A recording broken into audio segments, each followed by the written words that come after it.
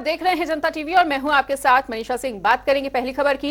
Double engine की सरकार में उत्तर प्रदेश तेजी से आगे बढ़ रहा है। एक बार फिर से यूपी के विकास को रफ्तार देते हुए मुख्यमंत्री योगी आदित्यनाथ ने मिर्जापुर में 202 करोड़ की 660 जन कल्याणकारी परियोजनाओं का लोकार्पण और शिलान्यास किया है। इस दौरान सीएम योगी सरकार की उपलब्धियां गिनवाते हुए नजर आए, तो साथ ही पूर्व की सरकारों पर भी उन्होंने जमकर निशाना साधा। सीएम योगी ने कहा कि पहले की सरकारों में लोगों को योजनाओं का लाभ नहीं मिल पाता था, जबकि हमारी सरकार में बिना किसी भेदभाव के समाज के हर वर्ग तक योजनाओं का लाभ पहुंचाया जा रहा है।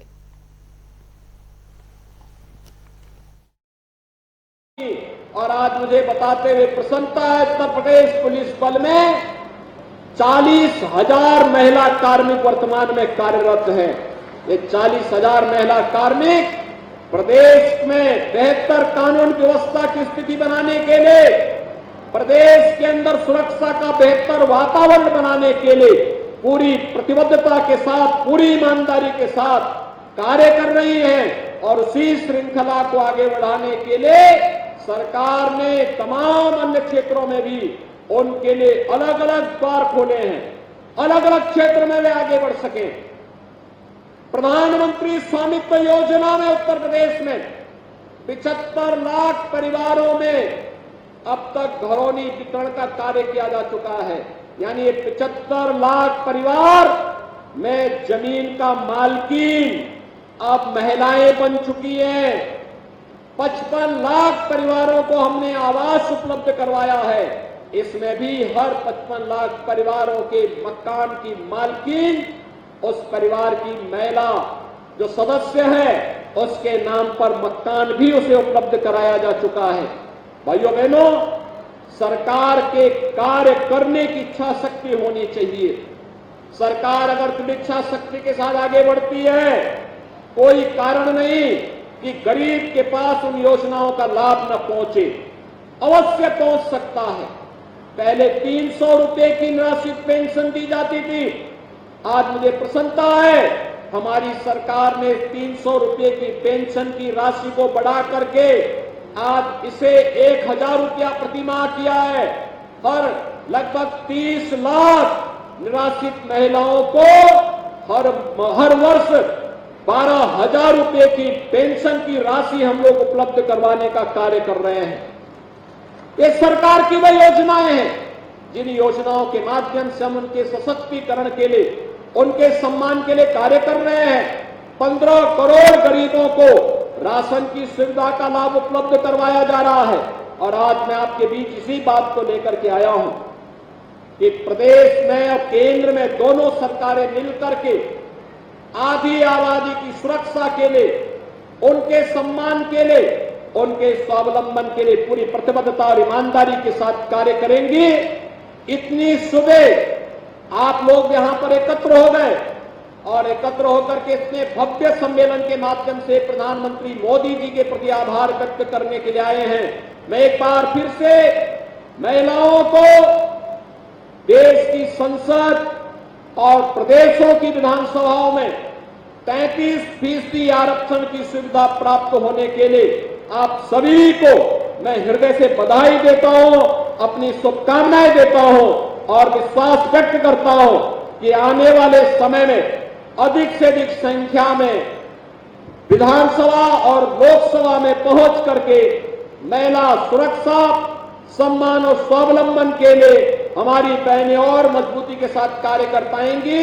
एक बार फिर से मां विंध्यवासिनी धाम के श्री चरणों में नमन करते हुए आप सबका अभिनंदन करते हुए अपनी वाणी को विराम देता हूं।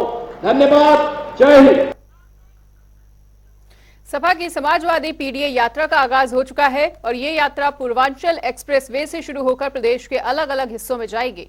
आपको बता दें कि इस यात्रा की शुरुआत पार्टी के मुखिया अखिलेश यादव ने साइकिल चलाकर की और इसके साथ ही पार्टी के कई कार्यकर्ता भी इस यात्रा में साइकिल चलाते हुए नजर आ रहे हैं।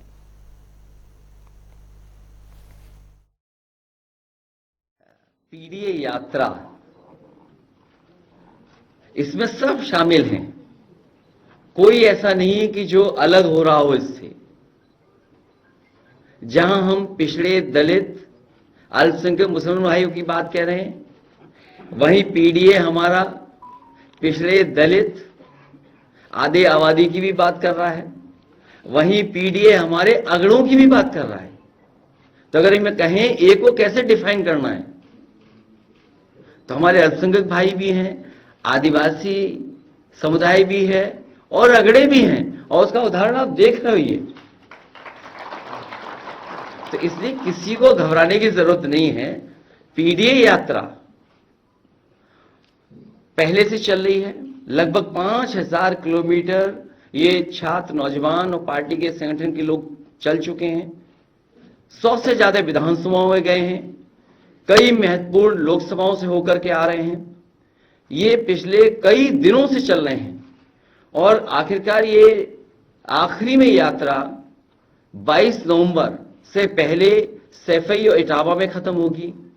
आज क्योंकि ये लखनऊ पहुंचे हैं, इसलिए इस यात्रा में मैं खुद शामिल हो रहा हूं। जहां जहां ये यात्रा चली है, वहां समाजवादी पार्टी के विधायक, समाजवादी पार्टी के महत्वपूर्ण नेता, संगठन के लोग रहे हैं और लगातार मनोबल, उत्साह बढ़ा है। और ये यात्रा ऐसी है जो भारतीय जनता पार्टी की पोल भी खोल रही है। और जिन मुद्दों को लेकर के हम निकले हैं, सामाजिक न्याय, जाति जनगणना और अधिकार और सम्मान मिले, जो हमारे साथ खिलवाड़ हो रही है उससे बचाया जा सके, जो देश को बांटने की ताकत है उनसे देश को बचाया जा सके, और उत्तर प्रदेश से ही रास्ता देश का निकलेगा। ये लगातार यात्रा, कार्यक्रम और हमारे शिविर चलते रहेंगे। घबरा कौन रहा है? वही लोग घबरा रहे हैं जो केवल तस्वीरें खिंचवाने आ रहे हैं। फिलहाल ये पीडीए यात्रा है। ए डिफाइन लो, ए भगवान, पिछड़े दलित, ए फॉर अगड़ा। और इसी बीच एक बड़ी खबर आ रही है सामने। बड़ी खबर का रुख कर लेते हैं लखनऊ से। इस वक्त की बड़ी खबर सामने आती हुई बड़ी खबर, बड़ा अपडेट आपको बता दें। साइकिल यात्रा में सपा नेता की मौत का मामला प्रकाश में आ रहा है। इस वक्त की बड़ी खबर, बड़ी जानकारी आपको बता रहे हैं। सपा नेता रवि भूषण के निधन की खबर मिल रही है और सपा नेता की हार्ट अटैक के चलते मौत हो गई है। साइकिल यात्रा में तबीयत बिगड़ी थी जिसके बाद उनकी मौत होने की सूचना मिल रही है। तो ये इस वक्त की बड़ी खबर, बड़ी जानकारी।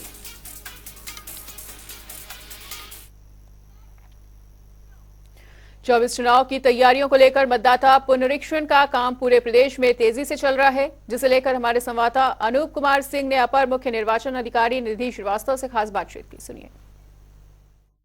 उत्तर प्रदेश में मतदाता पुनरीक्षण का काम चालू है और उत्तर प्रदेश में सभी बीएलओ सेंटर पर नए वोटर जोड़े जा रहे हैं और तमाम जानकारी के साथ हमारे साथ अपर मुख्य निर्वाचन अधिकारी निधि श्रीवास्तव जी हैं।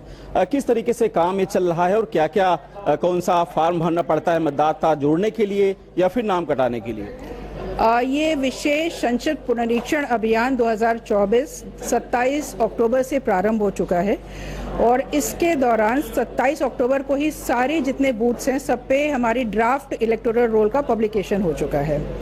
अब ये बहुत उपयुक्त समय है कि जो भी मतदाता जो नए हैं यानी कि जो 18 साल जो कंप्लीट कर रहे हैं 1 जनवरी 2024 को, ये बहुत उपयुक्त समय है कि वो अपना फॉर्म 6 भरें और अपने को इस प्रदेश का मतदाता बना रहे हैं। साथ ही साथ अगर कुछ मतदाता ऐसे हैं जिनका स्थल परिवर्तन हो गया है, वो पहले कहीं और वोटर थे, किसी काम की वजह से या फॉर और डिफरेंट रीजंस उनका स्थल परिवर्तन हुआ है, तो फॉर्म 8 भर के अपने को अपना स्थल परिवर्तन करा सकते हैं और ये सुनिश्चित कर सकते हैं कि वोटिंग वाले दिन वो अपना वोट दे पाएं। इसके अतिरिक्त अगर आपके कुछ ऐसे हमारे मतदाता हैं जो दिव्यांग हैं, चाहते हैं कि उनको वोटिंग वाले डे पे कुछ हेल्प मिले as PWD voter, as people with disability, तो वो भी अपना फॉर्म 8 भर सकते हैं और ये इंगित कर सकते हैं जिससे कि उनको वोटिंग वाले डे पूरी हेल्प मिलेगी, जिससे वो अपना मतदान अच्छे से कर सकेंगे। इसके साथ ही अगर किसी के पास पुराने एपिक हैं और वो चाहता है कि उसको स्मार्ट कार्ड मिले, तो वो भी फॉर्म 8 भरेगा और उसको अपना नया स्मार्ट कार्ड मिल जाएगा। तो इस तरह फॉर्म 6 और फॉर्म 8 एक 2 माध्यम बहुत सशक्त ऐसे हैं जिनका इस्तेमाल करके वोटर्स, नए वोटर्स अपना वोटर बन सकते हैं और जो एग्जिस्टिंग वोटर्स हैं वो अपना चेंजेस, अगर कोई संशोधन है तो वो करा सकते हैं। क्या क्या तारीखें निश्चित की गई हैं, किन किन तारीखों पर बीएलओ अपने सेंटर पर मिलेंगे? इसमें जो है हम लोगों ने विशेष अभियान की जो तिथियां हैं वो 6 तिथियां निर्धारित हुई हैं। एक है 4 और 5 नवंबर की, दूसरी है 25 और 26 नवंबर और तीसरी है आपकी 2 और 3 दिसंबर। इन 6 तिथियों, जो 6 तिथियां हैं, सब में सारे BLOs वहाँ उपस्थित रहेंगे वोटर लिस्ट के साथ। उसमें लोग जाके अपना नाम चेक कर सकते हैं और साथ में वहाँ पर फॉर्म्स भी सारे दे दिए गए हैं, तो उस फॉर्म का उपयोग भी कर सकते हैं। पर मैं यहाँ पर सभी से एक अपील ये करना चाहूँगी कि जो भी नए मतदाता बनना चाह रहे हैं या फिर एग्जिस्टिंग वोटर्स हैं, मैं उनसे अपील करूंगी कि ऑनलाइन मोड का यूज़ करें। उसका फ़ायदा ये है, अगर वो ऑनलाइन मोड का यूज़ करते हैं तो वो अपनी एप्लीकेशन ट्रैक कर सकते हैं। उनको पता है कि आज उन्होंने अपनी अप्लाई किया है, उसके बाद उसके 10 दिन बाद वो एप्लीकेशन किस स्टेज पे है और वो कब अप्रूव हो गई है और कब उनका वोटर लिस्ट उनका वोटर कार्ड जो है इपिक उनके पास पहुंच रहा है। यानी मतदाता बनने के लिए आपको खुद जागरूक होना पड़ेगा। डेफिनेटली, देखिए, मतदाता बनना जो है, अगर आप 18 साल के हो गए हैं तो जैसे आप ड्राइविंग लाइसेंस बनाते हैं, क्यों आपको आवश्यकता है, उसके बगैर आप गाड़ी नहीं चला सकते। लेकिन ये एक ऐसी जिम्मेदारी है, ये एक कर्तव्य के रूप में आता है, एक जिम्मेदारी के रूप में आता है। तो हम लोग का या CO ऑफिस की तरफ से या हम लोग का बस आपसे सभी से यही अपील है कि इसमें, इस पूरे अभियान में भागीदार बनिए और जिम्मेदार बनिए। और साथ ही साथ एक और अभियान जो हम लोग कहेंगे कि इसी संसद पुनरीक्षण के दौरान चल रहा है, वो है मैं हूं ना अभियान। कि आप लोग अपना नाम वोटर लिस्ट में जो एग्जिस्टिंग वोटर्स हैं जरूर चेक करें, जिससे उनको पता लग जाए कि उनका बूथ नंबर कौन सा है, उनका कौन से बूथ में कौन से सीरियल नंबर पे उनका नाम है।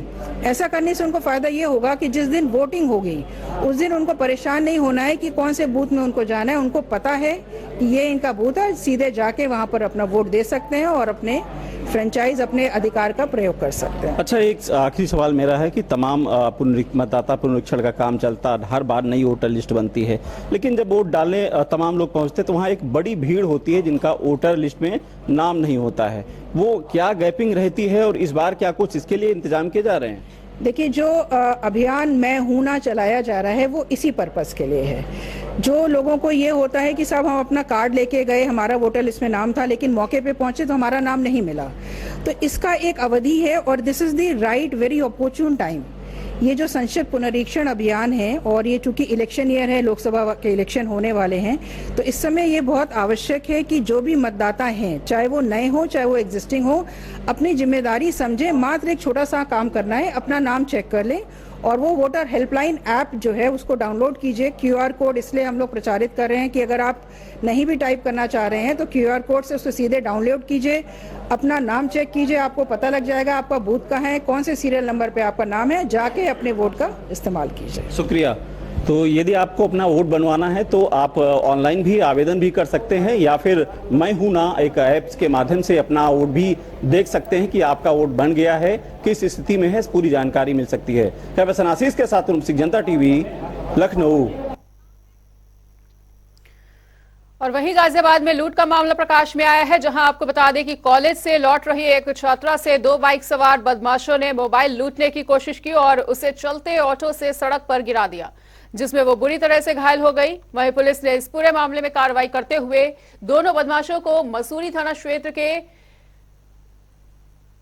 पासी के क्षेत्र से गिरफ्तार कर लिया है और मुठभेड़ के दौरान पुलिस की गोली से एक आरोपी घायल भी हो गया, जबकि दूसरा अंधेरे का फायदा उठाकर मौके से फरार हो गया है। और इस दौरान डिप्टी सीएम ब्रजेश पाठक ने कहा कि आरोपी को गिरफ्तार कर लिया गया है और दूसरे की तलाश जारी है। कानून हाथ में लेने की उत्तर प्रदेश में प्रतिबद्धता के साथ कानून का राज स्थापित करने के लिए तेजी के साथ काम कर रही है। किसी भी अपराधी को हम बख्शेंगे नहीं। कानून हाथ में लेने की किसी को इजाजत नहीं है। उत्तर प्रदेश राज्य प्रगति के पथ पर तेजी के साथ आगे बढ़े, इसके लिए हम लोग संकल्प लेकर के काम कर रहे हैं। रामलला की प्राण प्रतिष्ठा की तारीख 22 जनवरी को निर्धारित की गई है, जिसके बाद से ही राम मंदिर निर्माण की तैयारियां और भी तेजी से चल रही हैं। वहीं अयोध्या के बाद आगरा के फतेहपुर सिकरी के दुर्गा और नगला कमाल में भी पत्थरों को तराशने का काम किया जा रहा है और यहां कारीगर दिन रात पत्थरों को तराशने में जुटे हुए हैं। वहीं इनमें से कई कारीगर मुस्लिम भी हैं जो कि पत्थरों को आकार देने का काम कर रहे हैं। इन मुस्लिम कारीगरों का कहना है कि हम लोग सभी त्योहारों को साथ में मनाते हैं और हम मंदिर मस्जिद दोनों के ही लिए पत्थर तराशने का काम कराते हैं। हमारे लिए ये काम किसी भी तरह का भेदभाव का काम नहीं है। इतिहास में एकता ही सबसे महत्वपूर्ण रहा है। तो इतिहास में भी जाके देखते हैं तो अपन एकता वाली बात होती है। और जहाँ तक हमारा सोचने और समझने की बात है, वो भी एक भाईचारे की बात होती है। हमको बहुत अच्छा लग रहा है और बहुत हमको खुशी हो रही है कि हमारे हाथ से राम मंदिर में पत्थर लगेगा और हजारों वर्ष तक हमारा नाम रहेगा। राम मंदिर इसका पत्थर, इसका कलर अच्छा है, पिंक कलर है इसका। ऐसा पत्थर कहीं भी नहीं मिलेगा, विदेशों में भी पत्थर नहीं मिले, विदेशों में भी यहाँ से ज्यादा हमारे भारतवर्ष से। और दूसरी खासियत बात यह है कि पत्थर कभी कलर इसका चेंज नहीं होता। और दूसरी बात यह है कि इसमें कभी हजारों वर्ष की इसके पत्थर कुछ बिगड़ने वाला नहीं है। ऐसा पत्थर ऐसा है, इस खासियत है इस पत्थर में। उधर इसी बीच एक और बड़ी खबर का रुख कर लेते हैं। हापुड़ से इस वक्त की बड़ी खबर सामने आ रही है। बड़ी खबर, बड़ी जानकारी। हापुड़ में अवैध प्लाटिंग का बड़ा खेल चल रहा है और बीते दिनों एचपीडीए ने कार्रवाई भी की थी। इसको लेकर अवैध प्लाटिंग पर बुलडोजर चलाया गया है और अवैध प्लाटिंग का काला गोरख धंधा लगातार हापुड़ में चल रहा है। धड़ल्ले से अवैध प्लाटिंग पर काम किया जा रहा है और मोती कॉलोनी में ही अवैध प्लाटिंग की जा रही है। अवैध प्लाटिंग का बड़ा खेल चल रहा है हापुड़ में और बीते दिनों एचबीडीए ने इसको लेकर कार्रवाई भी की थी। और हापुड़ से इसी बड़ी खबर पर अधिक जानकारी के लिए अमन त्यागी हमारे सहयोगी हमारे साथ जुड़ चुके हैं। तो अमन, हापुड़ में धड़ल्ले से अवैध प्लाटिंग का काम किया जा रहा है। बीते दिनों कार्रवाई भी होती हुई नजर आई थी, लेकिन उसका कुछ असर अभी होता हुआ नजर नहीं आ रहा है और अभी भी अवैध प्लाटिंग का काम यहां पर जारी है। क्या कुछ कहना चाहेंगे? बिल्कुल मनीषा, देखिए आपको बता दूं कि पूरा मामला सिटी कोतवाली क्षेत्र के मोती कॉलोनी का है और जहां पर एचपीडीए ने 2 दिन पूर्व एक कार्रवाई की थी, जहां पर एक जो अवैध प्लॉटिंग थी उसको ध्वस्तीकरण किया गया था। लेकिन ऐसा देखा गया है कि 48 घंटे बाद उस प्लॉटिंग पर जो है जो डीलर है उसके द्वारा काम शुरू कर दिया गया। देखिए सबसे बड़ा सवाल ये उठता है कि यदि एचपीडीए ने उसका ध्वस्तीकरण किया था तो ऐसा अब क्या हुआ कि जिस पर जो है प्रॉपर्टी डीलर ने वहां पर काम शुरू कर दिया है। तो इस पे भी अधिकारियों को बड़े सवालिया निशान खड़े होते हैं और कहीं ना कहीं इनको जो है घेरे में लेने की बात कर रहे हैं। जी बिल्कुल अमन, तो क्या इस बात की जानकारी मिल पाई है कि कौन कौन से ऐसे अधिकारी हैं जिनकी देखरेख में ये काला धंधा चल रहा है और फल फूल रहा है? बिल्कुल मनीषा, देखिए आपको बता दूं, जब इस संबंध में हमने वीसी से बात करने की कोशिश की तो उन्होंने हमारा फोन पिक नहीं किया और जब उनसे मिलने की बात कही गई तो उनके जो यहाँ पर जो सेक्रेटरी हैं उन्होंने ये कहकर जो हमसे बात की कि यदि जो वीसी हैं उनके पास टाइम नहीं है और इसमें जो है आप कल आना। तो कहीं ना कहीं अधिकारी मीडिया से बचते हुए नजर आ रहे हैं और कहीं ना कहीं ये बिल्कुल एक बड़ा सवाल खड़ा होता है कि बिल्कुल जो प्रॉपर्टी डीलर है उनके आगे नतमस्तक है अधिकारी। जी ठीक है अमन, तो इस तमाम जानकारी को हमारे साथ साझा करने के लिए आपका बहुत बहुत शुक्रिया। तो हापुड़ से इस वक्त की बड़ी खबर ये आपको बता रहे थे और इससे बीच अब रुक कर लेते हैं 4 मिनट में 18 मंडलों की खबरों का। बाराबंकी में एचडीएफसी बैंक में खाता धारकों के साथ हुआ फर्जीवाड़ा। खातों में लाखों रुपए की हुई हेरफेर। पुलिस ने बैंक कर्मियों पर किया है केस दर्ज। सहारनपुर में पुलिस की बड़ी कार्रवाई। 4 खनन माफियाओं को किया गया है गिरफ्तार। फर्जी रॉयल्टी प्रपत्र बनाकर कर रहे थे अवैध खनन। देवरिया में पुलिस ने हत्या का किया खुलासा। ग्राम प्रधान की गाड़ी से कुचलकर की गई थी युवक की हत्या। एक आरोपी हुआ गिरफ्तार, दूसरा फरार। सहारनपुर में वाल्मीकि जयंती के मौके पर कार्यक्रम का आयोजन। महिला सफाई कर्मचारियों को किया गया है सम्मानित।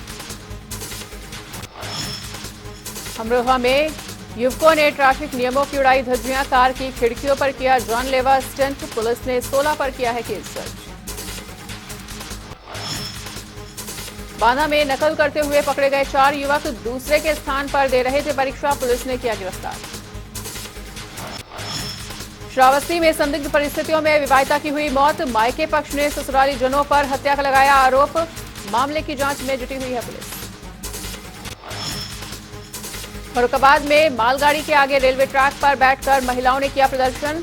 सालों पुरानी रेलवे क्रॉसिंग को बिना सूचना के किया जा रहा है बंद। लोगों में दिखा भारी रोष।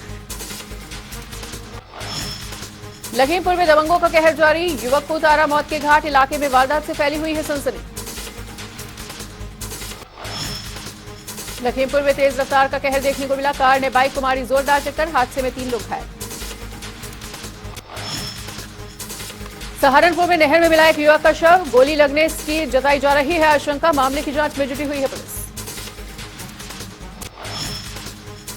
कानपुर में थाने में खेला जा रहा है लाखों का जुआ, इंचार्ज के संरक्षण में चल रहा है जुआ।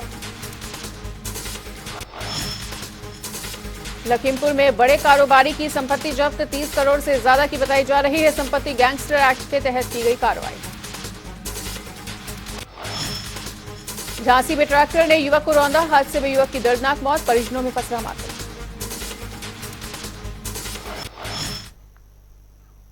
और यहां पर रुकेंगे एक छोटे से ब्रेक के लिए। खबरों का सिलसिला लगातार जारी है, देखते रहिए जनता टीवी।